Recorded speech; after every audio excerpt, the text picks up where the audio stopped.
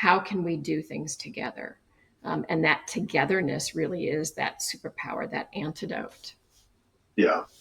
Well, and I think go back to the question you asked earlier before I started talking about burritos was the kind of we're used to the strategic plan being the source of optimism, and now it's paused, and that gives people concern.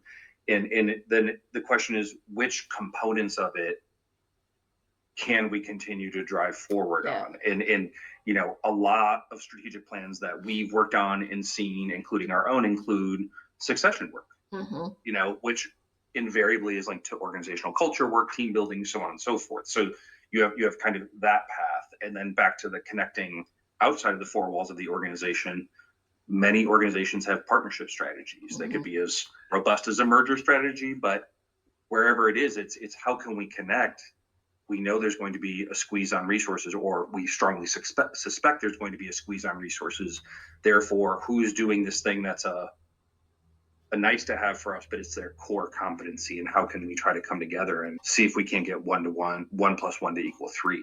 Yep. So those are kind of a couple things that come to my mind, and then it is just funny to think about internally at Keystone Alliance. Maybe it's a coincidence, but I mean, we're really buckling down on a lot of internal efficiencies. Mm-hmm. That's the thing that we can't let, with the external world being wacky, for lack of a better term, and try not to swear. It's what can we do to button up as many things internally, right, for the long run. So those are kind of three things I think we can put positive, productive energy into that'll then have returns on the other side of the uncertainty. So you've got kind of focusing on greater efficiency. You just said three things, so I want to make sure I want to recapture these three things. So focusing on efficiencies.